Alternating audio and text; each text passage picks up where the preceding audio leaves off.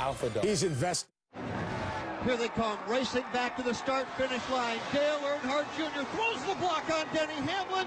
Across the line he comes, and Dale Earnhardt Jr. has won the Daytona 500 for the second time in his career. It was the longest rain delay in Daytona 500 history, but I'm just guessing for the fans, it was well worth that wait. Hello and welcome to the day after edition of NASCAR Now.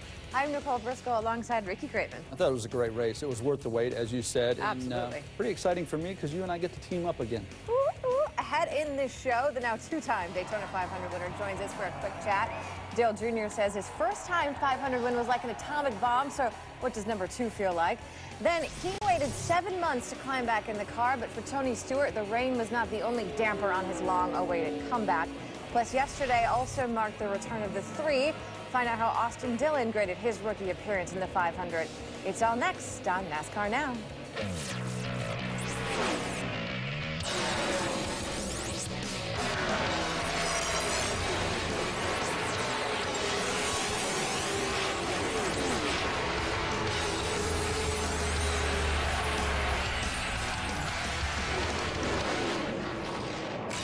NASCAR Now is presented by AutoZone. Dale Jr.'s day, how did he do it? Well, we start with him climbing in the car. That helps. Then again, on one lap 132, he takes the lead from the 99 in Carl Edwards. Yeah, he really took control of the race here in the latter stages, and he was doing a great job commanding the top spot, drafting, side drafting. He was an expert. 42 to go, able to hold off several cars, including a strong run from Greg Biffle. Greg Biffle was very strong, and I thought that was key of the race, is that he wouldn't relinquish that front row running position here. Side drafting off of Carl Edwards. You can see him get off of Carl with some momentum. 7 to go, Jr. on front when the action is happening in the back. Austin Dillon tapping his teammate Ryan Newman. The caution comes out. Jr. still in the front. 3 to go. Check this out. He picks up some tape. Unbelievable. Right on the grill. Yeah, is he going to overheat? Is he going to make it? He tries to get it off with the pace car. Didn't work.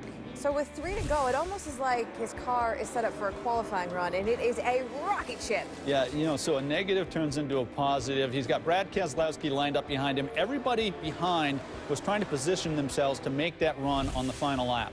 Hamlin, who'd won the Sprint Unlimited and the dual race, tried to make a clean sweep of Speed Weeks, but Jr. was too strong as chaos happens in the back. Dale Jr. goes on to take the checkered flag. That's an awfully happy man right now. Ah, boy, he earned it too. Great display of driving. Dale Jr. is now a 2-time Daytona 500 winner, but it took him 9 500s to get that second title. That is the longest streak between wins by any winner who has doubled up. Earnhardt is now the 11th driver to win more than one 500. And joining us now is Dale Earnhardt Jr., who, might I say, looks pretty darn good considering the lack of sleep that you probably got last night. Thanks for joining us, sir. Yes, ma'am. Thanks for having me. So I love what you said last night. You said that your first win in the 500 hit you like an atomic bomb. What does number 2 feel like?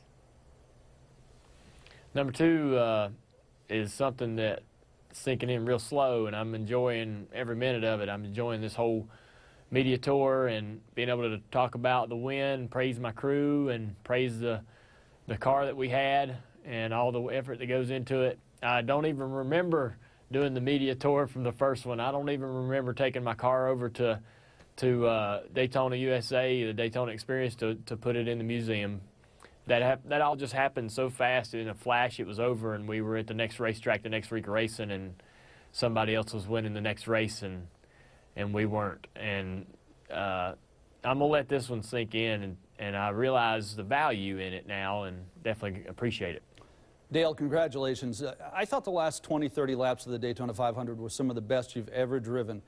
And in that range, when you were racing with Greg Biffle, you were as aggressive and you were racing with as much authority as I've ever seen from you. You were side drafting. You were doing everything you could to maintain the lead. Can you kind of describe those last 20, 25 laps from your perspective?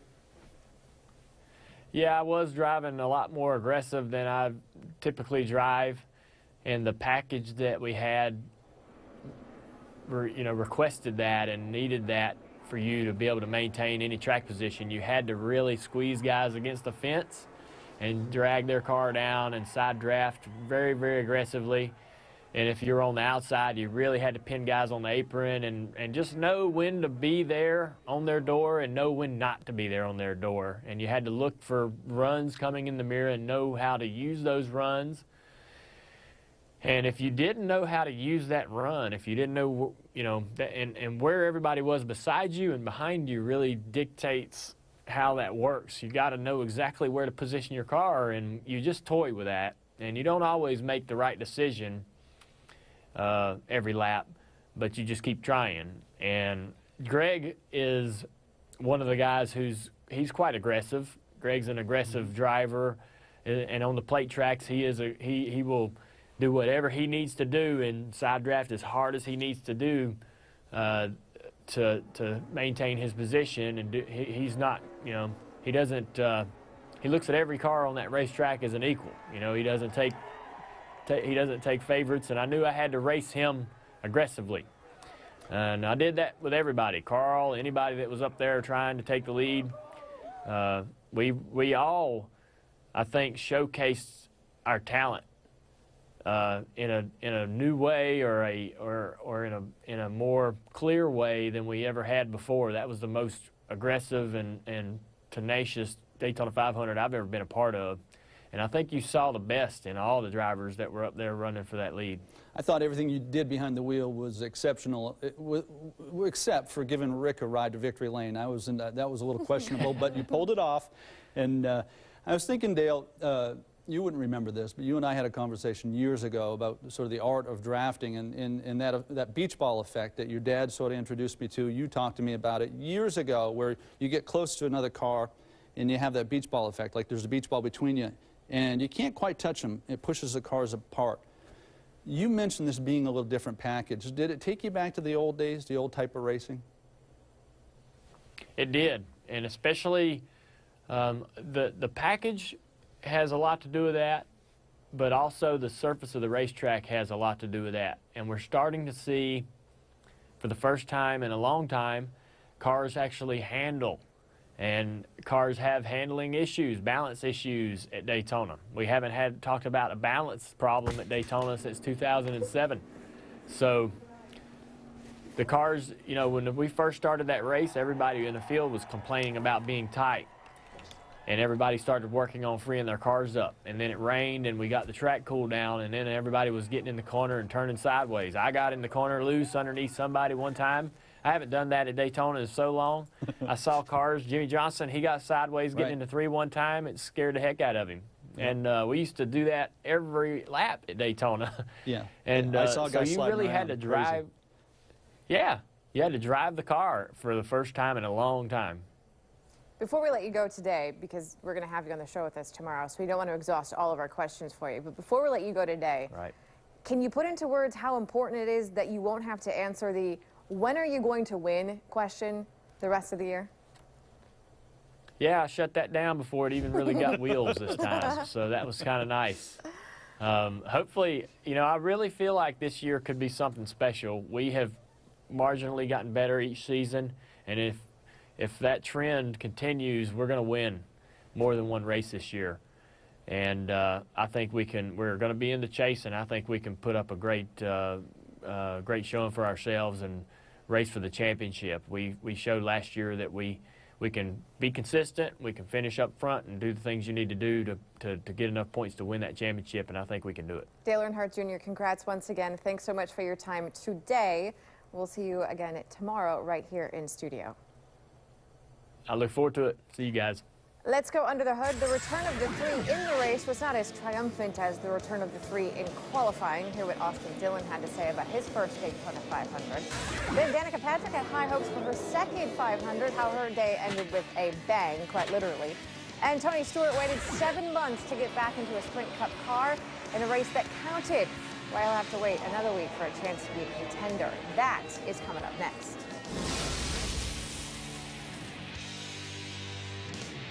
Congrats.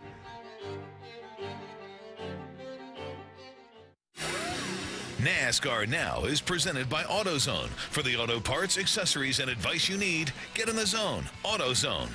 And in part by Cars.com. All drive, no drama.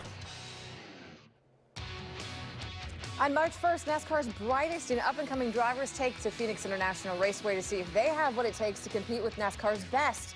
It's the NASCAR Nationwide Series from Phoenix this Saturday, 3:30 Eastern on ABC. Meanwhile, in the Daytona 500, it is last year's Nationwide Series champion Austin Dillon on pole, led lap 1, but trouble later with another rookie, Kyle Larson. Then 7 to go. This is the big one. Literally causes Ryan Newman to spin. That's his teammate, by the way. And again, here we go, the big one. The rookie stripes are out tonight. I learned a lot.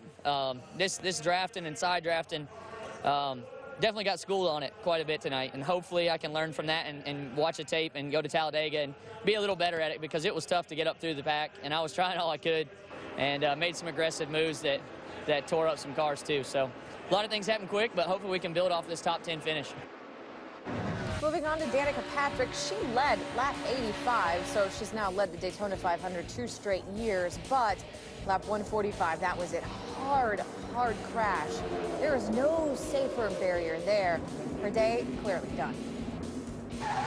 It was the best car I'd had all speed weeks, and seemed like we could catch whoever, and seemed like we could move around and make lanes, help lanes out, and move around and move forward at the end of the day. And so I felt like everything was going pretty well. So it's just upsetting, you know. I think that it's a sort of culmination of sitting around all day, and it's a bummer, but it's the excitement of speedway racing is that anything can happen. And it was unfortunate that I was on the short end of the accident, but that's the kind of thing that happens, and we'll go get them at Phoenix.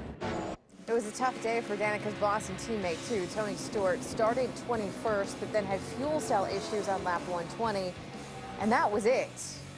So much for his long-awaited return to racing in the Sprint Cup Series. Stewart just does not have the luck when it comes to the Daytona 500. It's the second straight year and the 5th time in 16 500 starts that Stewart has finished 35th or worse. His average finish in the season opening race is 20th with 0 wins. Now compare that to his 4 wins in the July Daytona race. And it's not like Stewart hasn't been close a few times. He's led 229 laps in the 500, the most by any driver without a win. So a couple of bad days there. One in particularly bad day for Tony Stewart. But with this new chase format, is a bad day as bad as it used to be? Depends on which seat you're in. If you're a perennial winner, no, I don't think so, because you look at Dale Jr., winning essentially punches your ticket into the playoffs. So if you're one of these drivers that wins every year, you're going to be okay. Drivers that need to average their way in, yeah, everything matters. Every race matters. So not as bad for Tony Stewart, but probably really bad for Danica Patrick. Absolutely. I think Danica Patrick is an average driver. Good drivers win races. Great drivers win championships. And Danica could become a good driver. I see the potential for her to become a good driver. But these are hard days, and these days take their toll on you. Anyone surprise you with a bad day?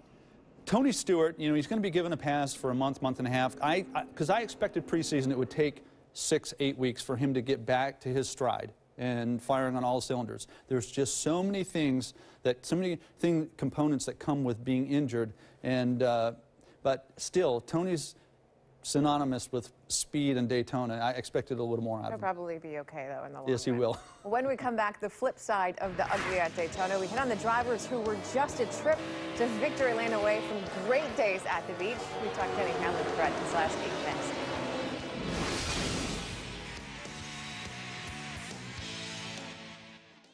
.417.35.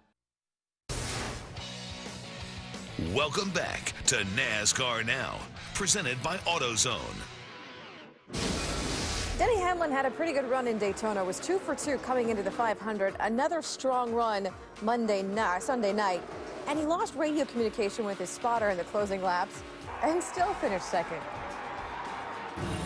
We lost all radio communications the last 10 laps or so, so we were just kind of, I was trying to look at every corner, figure out how to get runs and how to make passes and not cause a wreck, because you don't want to be responsible for a wreck for a bonehead move that your spotter would have cleared you. But, you know, had I had a spotter, probably maybe could have timed a run on the 88, but I was at that point, you know, it was radio silence those last 3 laps, so I just tried to do the best I could to time a run on the 88 myself without causing a wreck.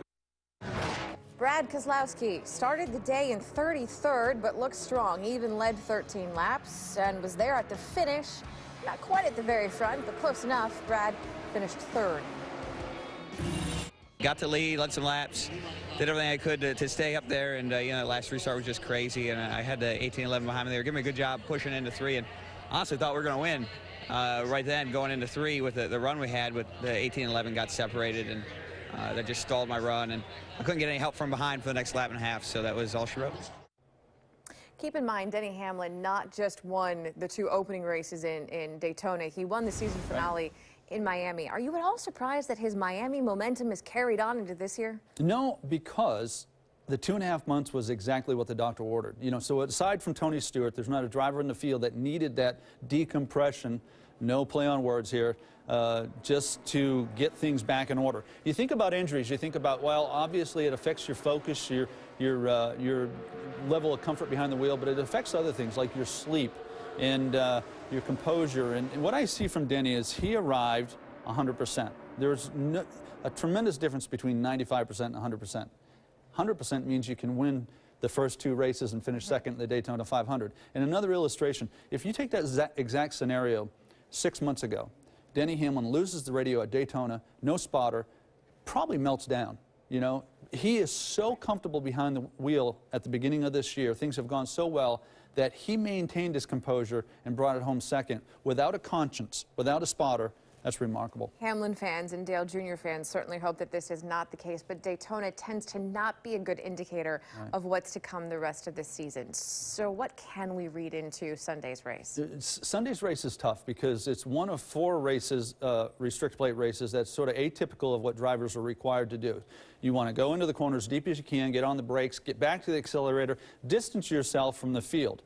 You don't have that option with restrictor plate racing. So becoming good at this type of racing and the 10 days that are associated with Daytona do not make for a trend.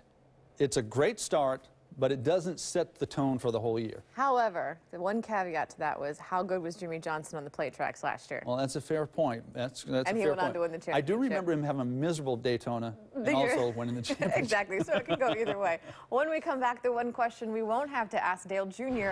at all this year and why it could put him into a stronger position when it comes to making a run at the championship. That is next.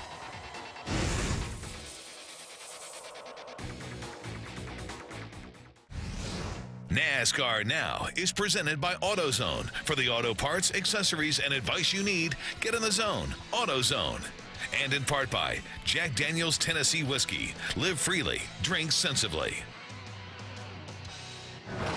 You won't want to miss NASCAR Now Tuesday. Dale Jr. will be here in studio, and we'll ask him all the questions that we didn't get to today. That's NASCAR Now Tuesday, 11 p.m. Pacific, right here on ESPN2. I have never seen him this happy. I've never been any happier. I mean, it's almost like a son to me, and I could see it in his eyes when he told me to get in the car with him, and I knew better. And I got in there, and it was so slick I couldn't hold on. I almost fell out the window. But, man, we wanted it so bad for him. We wanted him to win this race so bad. And he's been so close so many times with us, second place. And to be in the chase, the first car in the chase, and win the Daytona 500 after he had such a great year last year, this is going to be fun. This is going to be fun to watch him just go get after it. I'm not eloquent enough with my words to probably quantify this. You know, it's there's a rare chance in life where you give somebody who has everything something that he really wants, and I think that's what this was. That's how I'm going to put it. It was great. You have a guy that pretty successful, has about everything he could ever want. Mr. Hendricks the same way, but this is one that you can't go by this. So that this one was important. This is perfect. You know, he went out tonight and he kicked ass, and he just, you know, he did it convincingly. He put on a show. This is going to carry him all through the year, and I just think it's going to be an awesome year. I'm not sure what I love more, the fact that Junior carried Mr. H to victory lane, or that Mr. H just kind of swore there. Hey, so could a Daytona 500 be a sign of big things to come for Dale Jr. this season? Consider this. When he won the first 500 in 2004, he finished the season with 6 wins, 16 top fives, and he led more than 1,100 laps. All single-season highs for Junior. Earnhardt also finished that season 5th in points. You know, I asked this question of Dale Earnhardt Jr. earlier. How important is it that you won't have to answer that when are you going to win question again? But from your seat, how important is that for him? I think it's invaluable. I think that in the next 3 or 4 weeks and races, we're going to see Dale Earnhardt Jr. at his very best. He's got the wind to his back. I think that winning the Daytona 500 at 39 is completely different than winning at 29. The value of experience, the age, comes a lot of other abilities that you wouldn't even have recognized at 29, and I think he's much better suited to make a run at the title now than he was 10 years ago. You know, we talked earlier about the number of times that Junior finished second last year, and the fact that you thought he drove more aggressively last night than he has in a long time. Do you think that maybe for a while Junior forgot how to win? Absolutely. Yeah, and it's not just Dale Earnhardt Jr. Every athlete, if gone long enough and allowed to get close that many times, will get labeled not being able to close. And there is a certain uniqueness or talent that you need to discover or rediscover to close out these races. On the flip side, when you have it, it's hard to describe, it's hard to explain, but you know how to finish the job. And that's why I believe in the next 3 or 4 weeks we're going to see him at his very best. One thing that we've not yet touched on, and it's a great human interest story. This was the last chance for crew chief Steve Letarte to win the Daytona 500, and he got it. Just how cool is that? I think it's great. I think it's inspiring for the team and for Dale Earnhardt Jr. I honestly believe it's a catalyst, and that is not a view I had a month ago when I first heard this announcement. You thought that him leaving was going to be, distraction. You know, the fact that, you know, does he have one foot out the door? And how can you transition to a completely different type of a responsibility and a job and still be all in? And, you know, after seeing how he's handled this, Steve Letarte, and he's a professional, and what Dale Earnhardt Jr. and Steve Letarte mean to one another, I think that they're going to use this to perform better than they ever have. I think it's really important for both of them to end it the right way. And I think that the Daytona 500 was a glimpse, just an example of that. I don't think that this is a one-off deal. Real quick, how many races does Dale Jr. win this year? Dale Jr. wins 3 or 4 races this year. And if he has the next, in the next month, if he has the type of month I expect, it could be 5 or 6 races. Ricky Craven, thanks so much. Always a pleasure to work for you. And thank you at home for watching NASCAR Now. Remember, we are back tomorrow. And instead of Ricky sitting in that chair, it will be everyone's favorite driver. Have a great night. We will see you tomorrow with Dale Earnhardt Jr. See you then.